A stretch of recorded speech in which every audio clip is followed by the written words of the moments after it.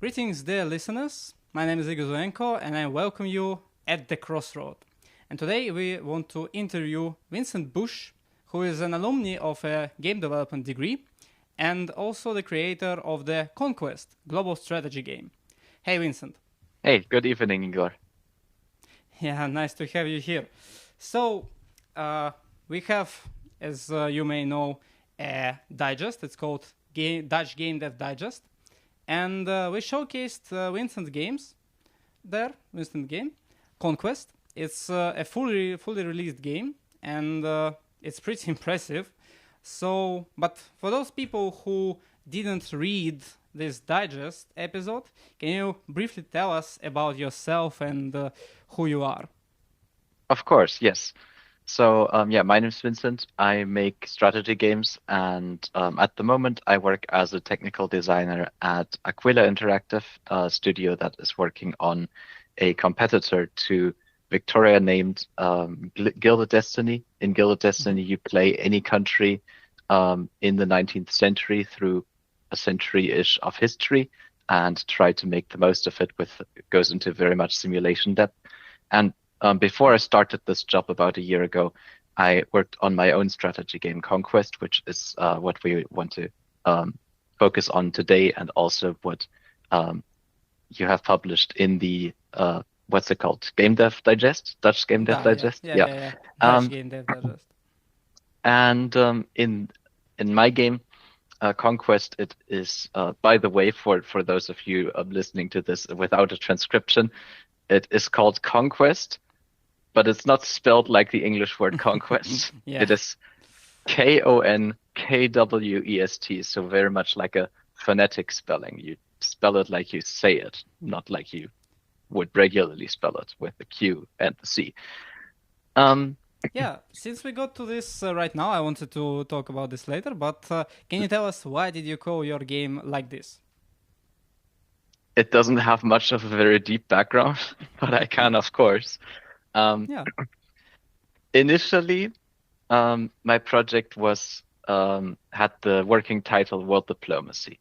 um, because it has a world and you can engage in diplomacy in it, and you have makes the sense. different countries and you try to, well, win over the majority of the planet for you. Um, and then sometime in the middle of development, a bit after I decided that I want to actually go forward with publishing this, I did some research and found that the board game series Diplomacy, very classic board game. I can recommend it. The trademark for that is held by Hasbro, the international toy company, and they even have a video game Diplomacy published by Paradox Interactive. Um, and because of them holding the copyright, or not the copyright, the trademark to the Diplomacy name for at least board games, I didn't want to risk getting anywhere near that. I don't think that it would hold up trademarking or copyrighting such a very basic word, but I don't want to test them. Uh, so I decided to rename the project. And at that time, there weren't many diplomacy systems in the game yet. So it was more of a combat focused experience, and you were really doing a lot of conquering. So conquest was just a very straightforward description. And then I chose to go with this phonetic spelling to make the name stand out a bit more, be a bit more unique. Hmm. Well, it does catches the eye, So okay, and you mentioned already some of the functions of the game, of course, but basically, what are the main mechanics you can use in this game in order to conquer the whole world? So let's start with the game economy. And most Hmm. games of this kind have a very complicated economy where you have different resources that you need to balance. My game does not. It is very simple and straightforward. Every country has a certain amount of power, and this power Hmm. comes from what is in your country. So each of the places that you control gives you a certain amount of power, depending on how. much industry you've built in those places and what type of places they are. So, for example, from a farmland, you gain more power than from a desert. Um, but if you build a lot of industry in the desert, then you get more power from there. Um, and not only like you get power, and that is the only resource you need to care about in this game, because everything you can do in this game, like building industry, but also like conquering places, requires you to spend these power points. So what you can spend them on is you can make your own country stronger by changing internal policies or by building defenses or by building out industry to gain more power. Or you can spend it on offensive actions. And if you go to war with another country, you can conquer individual places of that country, or you can use the breakthrough mechanic to conquer multiple places at once if the conditions apply for that. It's a bit advanced, but you basically, to put it in simple terms, you can spend power to either attack your enemies or to make yourself stronger or to engage in diplomacy and build alliances. Mm-hmm. And how does the combat system look like? So, is it that you control armies that march around inside of different regions, or it's just one region, like a territory, where you place your army and then it goes? How does it look? The game doesn't simulate armies at all, actually. Okay, interesting. Since counting the number of troops would be almost like giving you another currency to think about. That is No, true, yeah. it's only power. So let's say you have 3 places and you want to conquer one that is next to it. Mm-hmm. Can we show something to the viewers? I will add the visuals during the editing of the video. All right. Then maybe let me give an example from one of the screenshots on the Steam page. If You can stream you can stream through the Google Meet we're using. I think that's going to be a bit of a hassle. I'm just imagining that That's you're fine. showing the first Okay. screenshot from the Steam Yeah. page Okay. right Yeah. now. So in this picture, we can see the player playing as France, and you see that in this picture there is an attack symbol or a sword on the Rhineland, which means that France is currently planning to attack the Rhineland. And then in the top left, we see that this bar, which is mostly green but also partially yellow, and the green part is the amount of power that France has already planned to spend this round, and then the yellow part is what they can still spend on more actions. And then depending on what you want to conquer, if you spend your power on conquering places, it can cost different amounts. Let's say, so for example, France now tries to conquer the Rhineland. The Rhineland is relatively large and it's not super close to France. So that's going to make it cost a bit more. But it is pretty evenly leveled with France's neighboring region of Alsace. So that makes it a bit cheaper. For example, if France wanted to attack Switzerland, which is a bit closer, but it has super high mountains, then this difference in elevation, where technically the troops would need to go up the mountain, and that's relatively difficult to do, that makes it so that the conquering Switzerland costs more points. Mm-hmm. But can the defender country actually do anything to protect it, or it has the option to conquer it back later when it was already conquered by an opponent? So in the case that you have a country as your enemy, which is only one place, then and places is like the smallest territorial unit in the game. Most other games call it province or area or something. If your opponent only has one place and you conquer it, they're gone. So then they can't do anything about it. But if you fight any larger or medium-sized opponent, they will have multiple places, which then gives them in the next turn an opportunity to counter you. Also, every country has the option to build fortifications in their places, which cost a lot of power to maintain, but as long as they are active, attacking those places will be way more costly. So for example, if I build a fortification in my place, it will cost 25 power every turn. But if you want to attack my fortification, it will cost you 200 power more.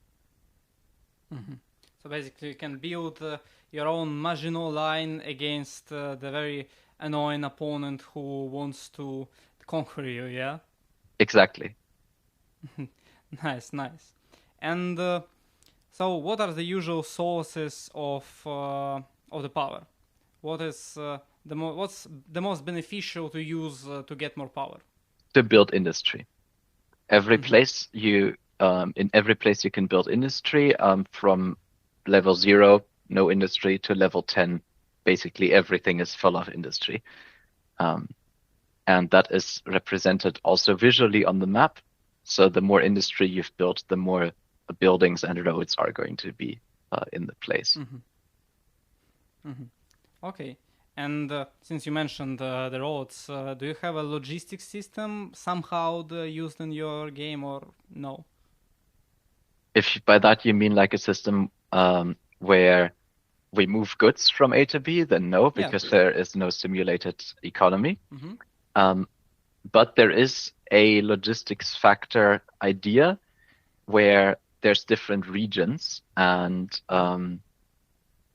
basically the idea of that is that every part of your country that is like not really part of the mainland. So for example, it's difficult to think of a modern day example, but if we think back to the 20th century, a lot of countries had colonies that were very far away from their actual homeland. So for example, Great Britain controlled Canada. Yeah. And then in this case, Britain would be their main region and Canada would be a secondary region because it doesn't have the capital, London. And every region that doesn't have the capital will get a percentage, like a negative percentage modifier on their power output. So it is in your interest to always keep all your countries' lands close to each other so that you can connect them well. Okay. And what I wanted to also mention, we didn't actually cover this a lot in the digest, but everywhere in where you post about your game, you mentioned that it is a turn-based game, but the turns are simultaneous. So what exactly do you mean by that? Because as far as I understand it, you usually in such games like Endless Space, Civilization, you make a turn, then another player makes a turn, then another player, and so on, until it's your turn again, right? But in your game, it's not the case, right? No, every player can take their turn at the same time, and then when every player is ready, then it moves on and like calculates the turn order based on what the players were doing and executes all the plans before the next turn starts. That sort of eliminates that waiting time where you just sit around and wait for the other players to finish their turns, at least. I mean, you still gotta wait for everyone to finish, but you can still do things while they are doing things. And the way that is calculated which players' orders go through first is that it looks at how many things each player wanted to do in terms of how much power they wanted to spend.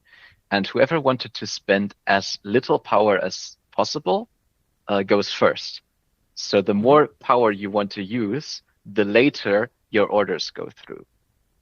Okay, interesting. And the idea of that is that if you are a big country, but you focus on only doing one very specific thing, then the idea is, oh yeah, you have a lot of power, but you only really want to do this one thing. So then you get to go first because it's like a super high priority for you.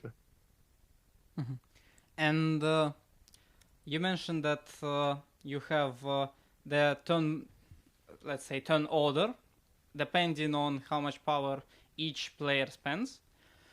So does it applies to every action, every single one? So for example, this action costs 200 power, this action 300 power, and this action is first, then somebody else with 250 power, and then your action again. Or it does, you have a total count of power, and then each player does everything, then the second player, and so on. It's the fourth option. The fourth option. Yes, Incredible. it's the fourth option. There is a list of all types of things you can do, and then within those types of things you can do, the orders are sorted by a list of the total power that each player wanted to spend. So, for example, one category of things you can do is diplomatic actions. And now I don't remember fully in which order I put them, but if I recall correctly, diplomatic actions always happen before offensive actions. So if that's true, then always it would go that first whoever spent the least power in total does their diplomatic actions. Then the other players do their diplomatic actions. And then whoever spent the least power does their offensive actions. And then the others do their offensive actions and so on for each category. Because I was very curious about how you manage the overlapping of different actions. For example, two players want to capture the same province of the third player, and how do they manage this? But yeah, it does make sense. Yeah, but, it's then like whoever goes first ends up getting it. Yeah. And okay, so let's imagine the situation where two players are capturing one province of the third player. So I'm the first player. I captured first because I spent less power on it. Of total my war actions. And the second player actually captures these provinces after I finished my turn. So basically, it doesn't make sense for me to capture this province because I know that if I do it the first, I will get it lost anyway, and I'll just waste the power, right? There's actually two ways this can go, and that depends on if.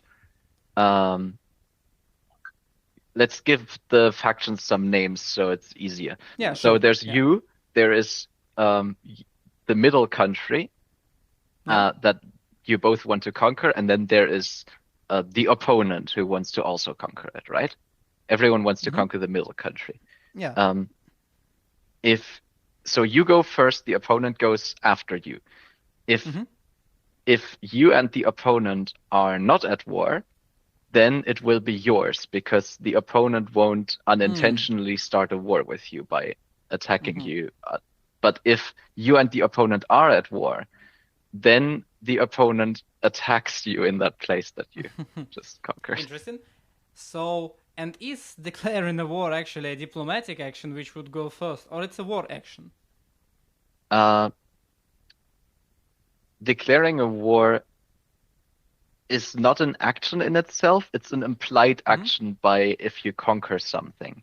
But if you try to conquer something, like if you try to conquer a place from a country that you haven't designated as being the country that you're trying to conquer it from, then you only actually end up attacking it if by the time your order goes through, it's still held by that country or one of your enemies. Yeah, because I was, imagining a situation where you can make a trick. Basically, you have me as first country, and I'm capturing the province while not being at war. Because when I make my turn, I don't plan to capture this, make a war against third country, the opponent, and I'm capturing this province thinking that I will have it myself. But the opponent actually performs a trick against me, and during the diplomatic phase, he starts a war against me. So when I capture this province, he'll be the next, and he'll probably capture the province. Yeah, but it's actually nice that you do not have this loophole, because otherwise it would be pretty annoying to, lose the provinces after capturing them all the time. I'm sure that there is still some weird loophole in the game because there's a lot of combinations of actions you can do. But I hope that eventually they will all be closed. At the moment, I don't know of any that I haven't fixed, at least in the not released version that I am currently working on for the next update. But I bet players will find more stuff. Yeah, players who use loopholes love the loopholes. Other players, well, not exactly. But okay, in our digest we gave a short timeline, but as you mentioned in your LinkedIn post, you didn't have the time before the publishing to tell us the full timeline. Let me quickly go through what we have already, and then you tell us more about what happened after the one we gave. So in 2016, not 6, we're not that old, you were managing a Google Plus community, a role-playing community, which you designed a role-playing system with, as I understand, global diplomacy for players to interact with each other, right? I'm sorry, I zoned out there for a second. Oh, it's fine. It's okay. So on Google Plus, you had this community of role-playing players, right? Yes. And you designed a system of rules for them to use during their role-playing games, right? Yes, so we had basically a role-playing community. The idea was everyone was like role-playing as a country or a president of a country. And I wrote this rule set for this particular community to play by so that we would not run into the problem that most other of these role-playing communities up to that point tended to run into, where at some point you would have players just disagree on what happened, and then they would just keep arguing about it, and eventually the lore of the community would diverge into whoever they believe is right. Yeah, different versions. That's a problem with such type of massive role-playing games. But especially when they are not like fixed in some kind of real video game where the developers actually have the final word. But yeah, okay, and well, then later Go Plus was discontinued, and in 2023 that was you were in the University of Hansa at the moment, the game development degree, right? Game design in particular, but yeah. Oh, game design. Yeah, it was called like this differently years ago, but then they changed it into something else. The creative media and game technologies now. But I call it the game development because it's basically game development. That's true. So, yeah. It was actually before it was called creative. No, now it's called creative media and game technologies. Yeah, now it's called. Before it was communication and multimedia design with a major in game design. Huh. Oh, okay. All right. So during your which year? That's 2023. Which year of your education was it? Well, I started in 2019, so 19, 20, 21, 22. So this must have been early 2023, I think. So that would have been the 4th year. So you're starting actually concepting and developing the Konkwest, right? Which was called the world diplomacy back then. I feel like I would have started in my 3rd year, though. No, well, yeah, maybe. Maybe I wrote something wrong somewhere. Yeah, well, possibly. But in any case, it was 2023 when you started actually developing the game. And you started with, as far as I remember, visuals of the game. And, well, not exactly the visuals, but the front-end part without the actual interaction system, input system of the player. Because back then it was basically a simulation game of what will happen in this particular world with the parameters, right? And then you, in 2024, you actually prepared the game with the fully developed input system. You had some kind of gameplay already, and this is where we stopped during our conversation. You're preparing and exploring to find a way of marketing it and monetizing it and ultimately releasing it, right? Well, I just checked. Everything is about 1 year earlier, but yes, the order of things is correct, yeah. Okay. So, can you tell us what actually you mentioned, what happened after what we discussed? When you were thinking of what you are going to do with the game, yeah? At this point in the timeline, I had decided to name this project Konkwest and to go forward with it. Um, at that point, I think it already was on a globe, which also initially Yeah. was That's just true. a flat map, and then a lot of feedback I got was like, "Oh, it would be really cool if it was on a globe." And after a lot of Hmm. attempts and a bunch of help from some math-savvy friends, I managed to actually get it on a globe, um, Hmm. and that was pretty cool. Then had to do a lot of things also to adjust to that. So that the rendering of the country names needed to adjust so that it could be positioned correctly. Hmm. Um, the camera controls need to be completely reworked, actually several times, because um, initially and even up until relatively recently, like close before launch of the game, um, it was still very sort of snappy. Hmm. But now, if you move the camera, it feels a bit more smooth, like you would actually be turning a globe with your hand. Um, Mm. at Hmm. least that's the feeling I hope I hope it conveys. Oh no. Yeah. All the Paradox games, for example, they start really smoothly when you start the game, but then, especially Stellaris, when you actually have thousands of game objects around the map, it becomes very laggy, and not mentioning that the turn is going really slowly, even on the fastest speed. So yeah, that's why it's actually good that your game is turn-based. You are freed of such a problem.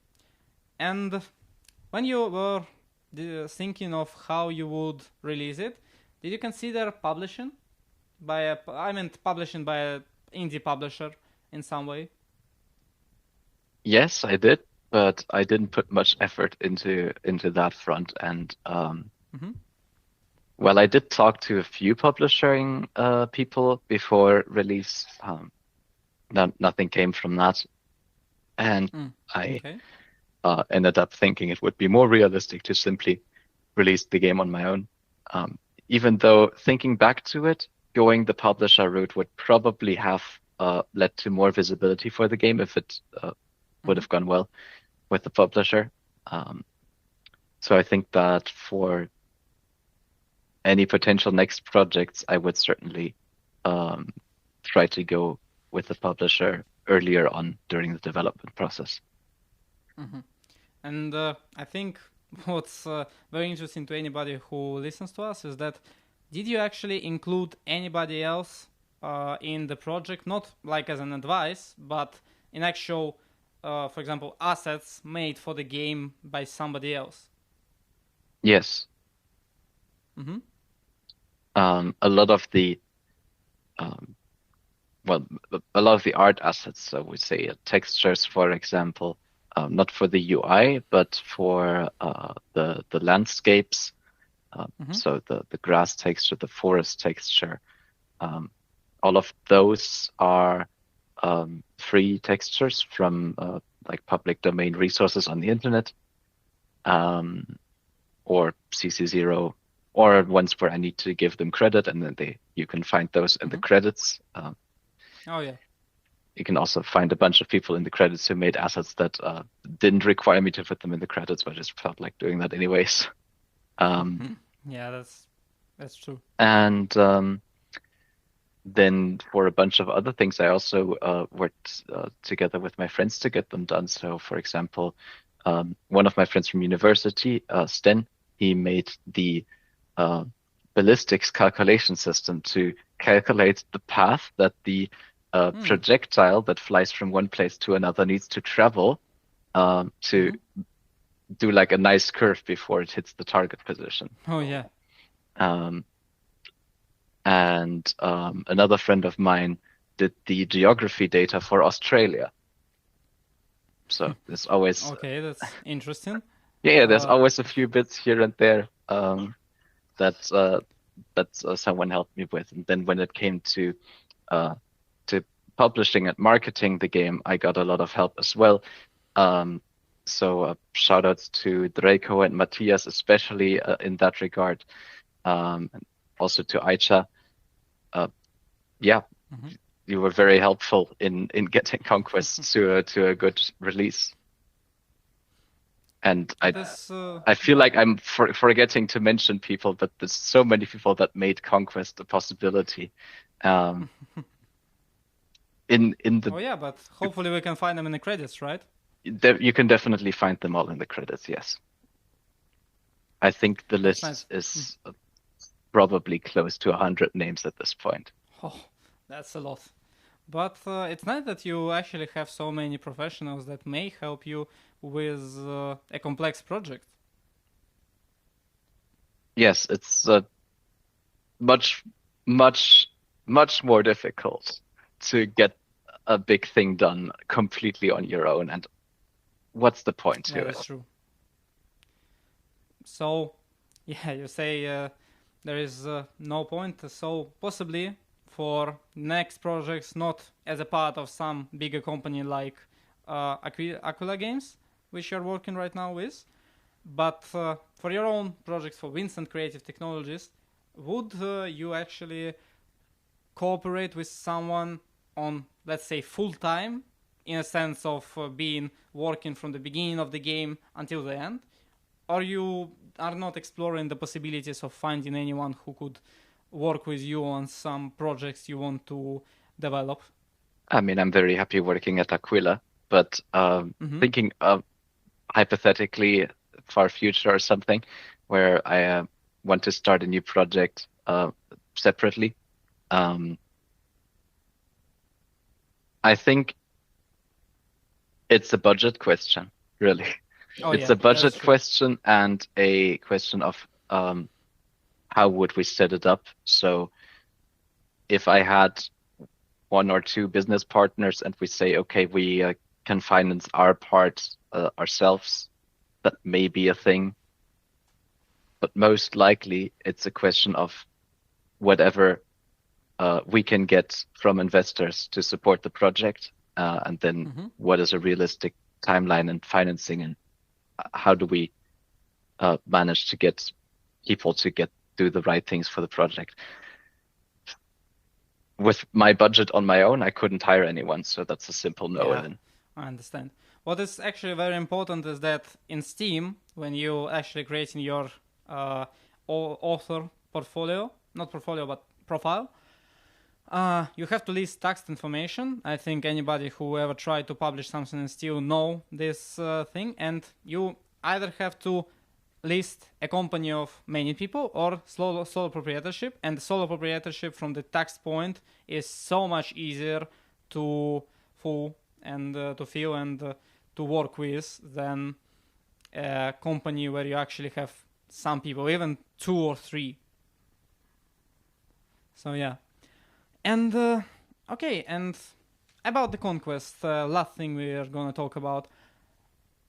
Do you think that you are going to maybe release Conquest 2 at some point, or add some DLCs with completely new mechanics that will add some new sides to the game? Or maybe you are thinking for your own projects, not with Aquila Games. If you even want to make solo projects, what would you prefer? Do you think that you want to work for the conquest more, or something else is coming to your mind? there's a lot of things that I would want to do. Unfortunately, there's Mm-hmm. only limited time to do things. That is Um, true. Conquest 2 is certainly a thing I would like to do eventually.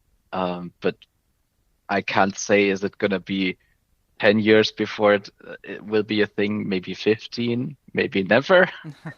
We'll Yeah. see. But I don't think that's something we can think about in the short to medium No, term. probably no. Um, then other projects, I also have a lot of ideas for other games to work on, and I hope that in the not too distant future, maybe I can start working on a little prototype for one. Um, Mm. but I'm also still working on a big update for Conquest that's going to Mm-hmm. hopefully streamline the gameplay a bit more and make sure that there is less annoying details you need to deal with, and more, even more of the straightforward. You just choose what you want to do and make your moves, and the game moves relatively quickly.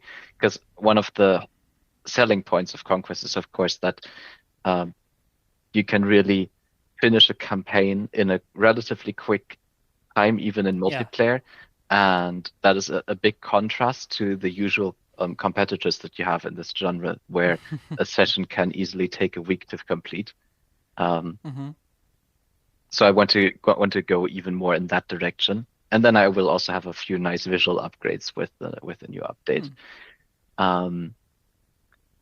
And in terms of other projects I would like to work on this, there's a lot, but I would like to keep those a little bit secret.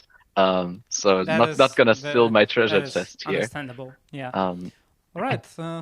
And let's talk about your work with Aquila Games. I've seen the page of Gilded Destiny. It's very impressive, I must say. I don't think. I can't judge the visual, the optimization or the game design or anything by the trailer. It's not released yet, but the visuals seem to be really, on the level of Victoria 3, so which is the main competitor for the game, right? Yes, and it's actually a good point, because Victoria 3 is a beautiful game, and yeah, the art team has done a great job. Also, the tech art team, who has been building the rendering engine, the art team who's been drawing all the UI elements with an incredible attention to detail. So yeah, the props to them. Yeah. I'm myself looking forward to play Gilded Destiny. And one thing we've done, for example, for the art style that I can tell you, which you can also see when you look at the screenshots that are published, for example, on the Steam page, is that we have throughout the whole design this theme of paper and leather. So that we wanted to go with some really grounded materials that also fit the time period, where you would have folders and documents, because we are speaking about the early industrialization period. So it really fits the time there. And then we also have this clear visual theme where green elements often indicate that you can interact with a UI element, and red elements mean something is probably not as it should be in your country. Yeah. Well, I'm personally a big fan of, stylized user interfaces, because some games are making user interfaces very simple, but in a game with strong lore, a game with interesting setting, and I think that the setting of 19th century, the Industrial Revolution, the Napoleonic Wars, many things. I think it's a very interesting period of time.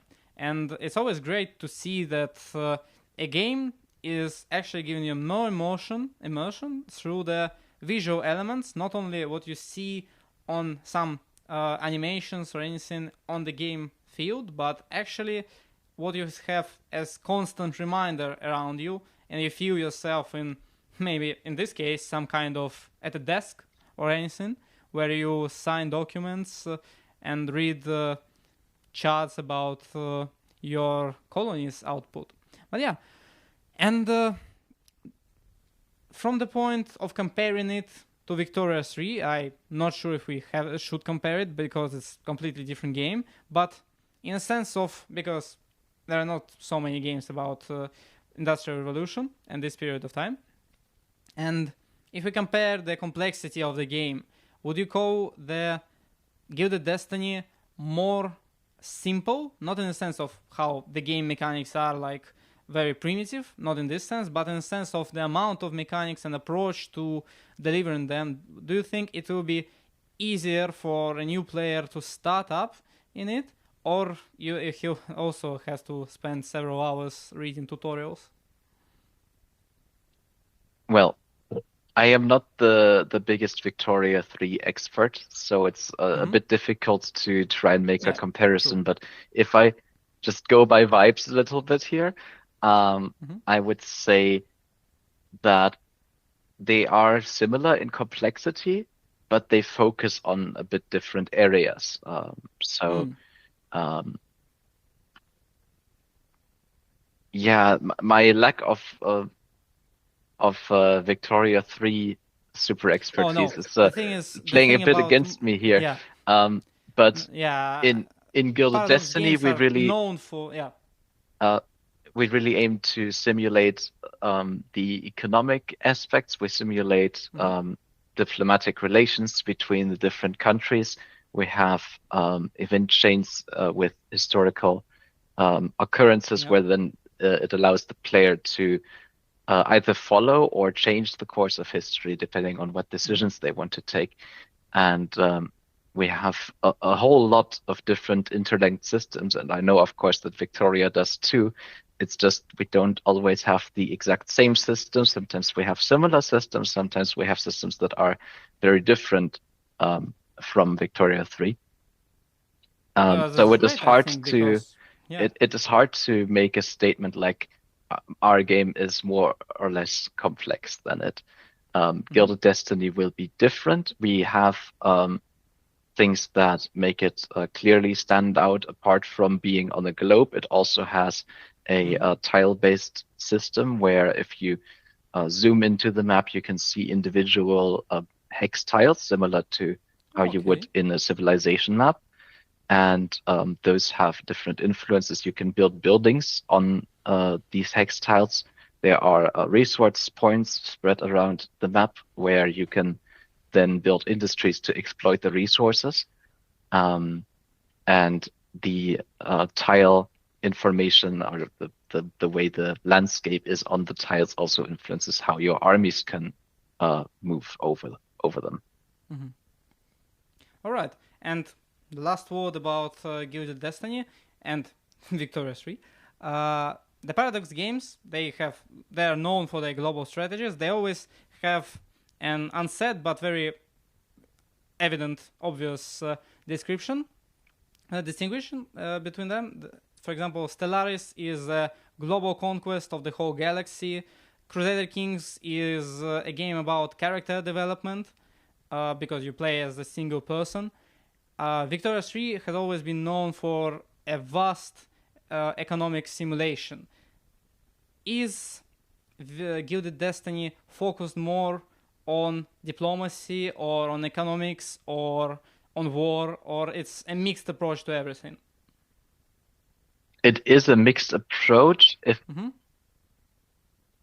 from my own experience from playing the game, I feel like the focus is a bit more on the economic aspects of developing the country. Mm-hmm. Um, but there is really everything there. So you can really focus on the aspect that you want to focus on. Mm.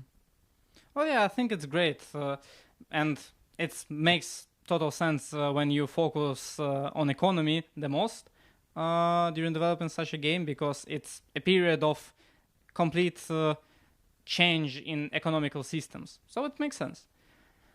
And let's conclude our podcast with last discussion.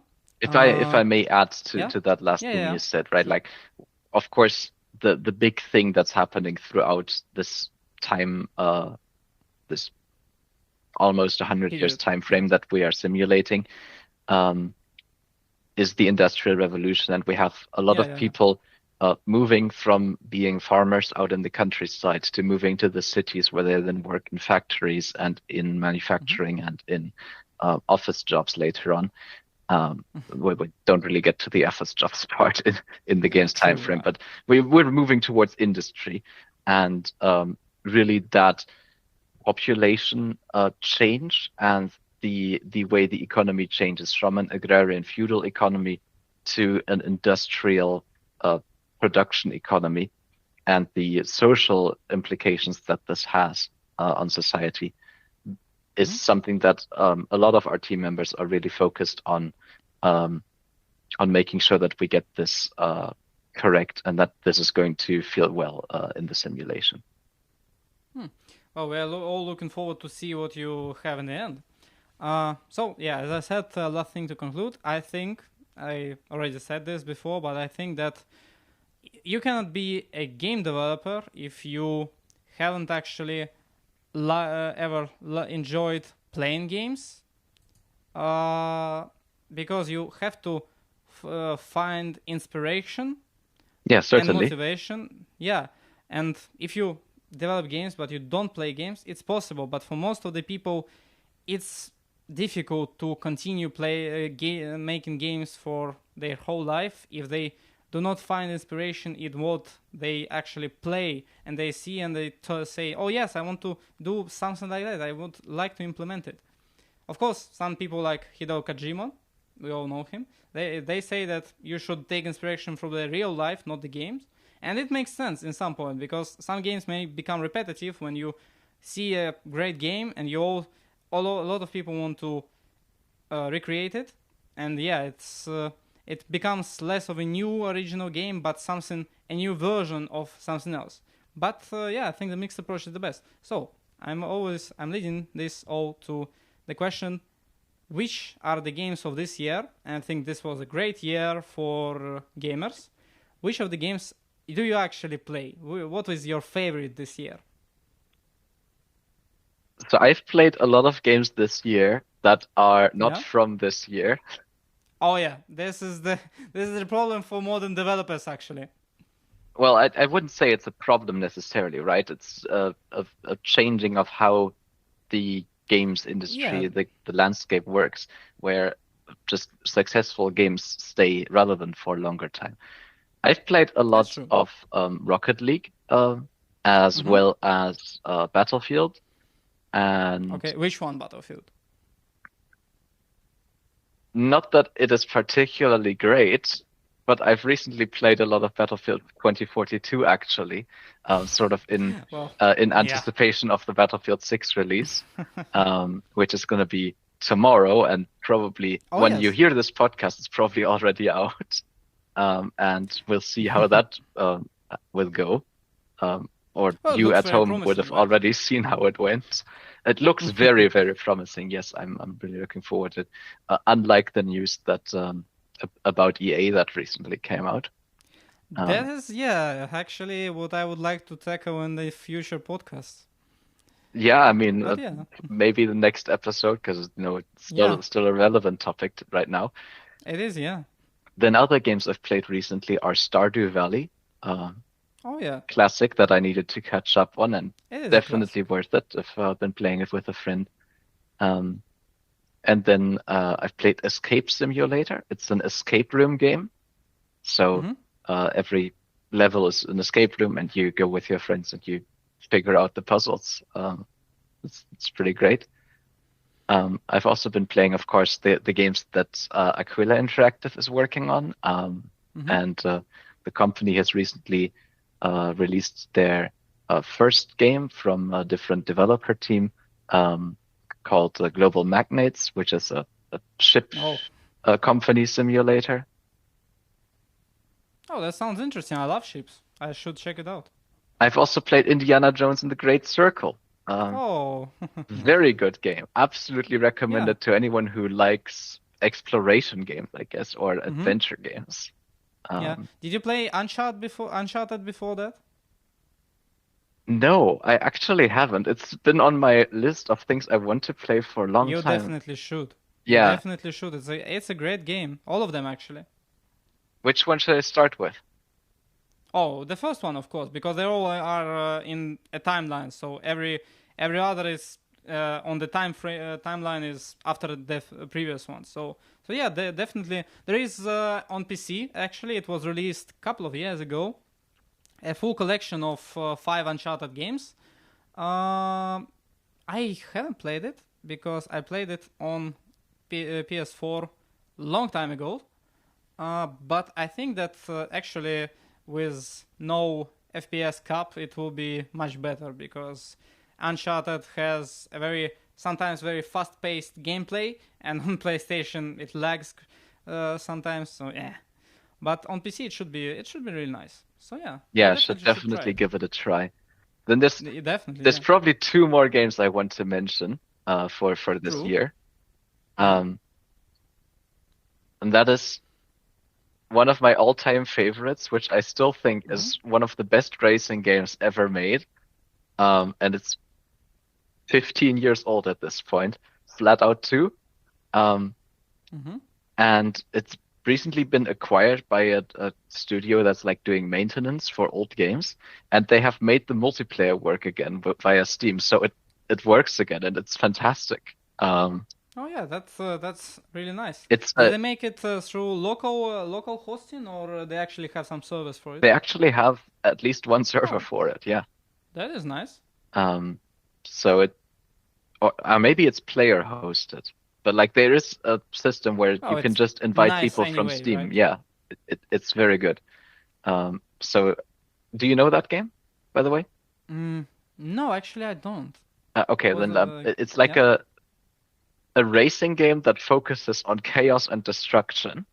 Oh, that sounds interesting. So you have you drive cars and then you crash cars, and if you crash Mm-hmm. stuff with your car that is destructible, so either other cars or destructible environment objects, that's the way you acquire more boost that you can then use to, Mm-hmm. well, boost yourself to go faster.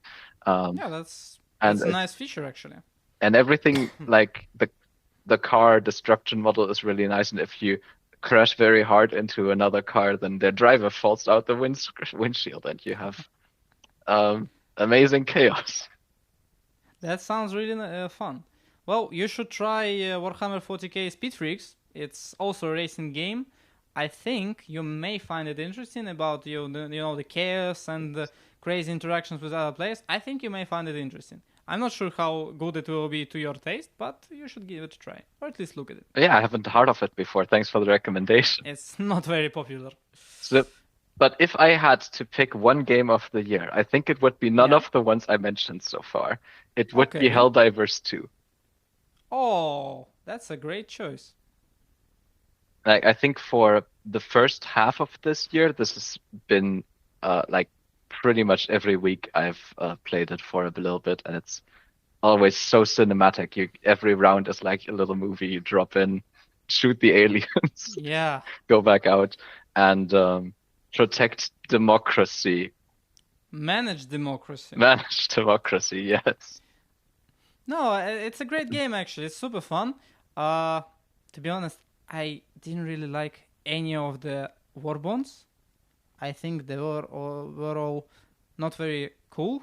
But I did buy the police one because they have a assault rifle, and I that's my favorite weapon in the Helldivers. And yeah, the police one was really cool actually. But yeah, I've seen now they're doing some kind of fighting against time bending structures of the Illuminates. So I think you should take a look at Helldivers again because they're not stopping and delivering more content. This podcast is it sponsored by Sega, or who's doing Helldivers? No, well, for good or worse, we are not sponsored by anyone. Well, Sega, But if you're listening, maybe yeah, Igor would yeah, be interested. please give us a try. Yeah, maybe we'll make something interesting for you. But yeah, all right. It was very nice to talk to you. I think that your release game, especially considering that most of the work was done by yourself, is a great milestone for both your career and your development.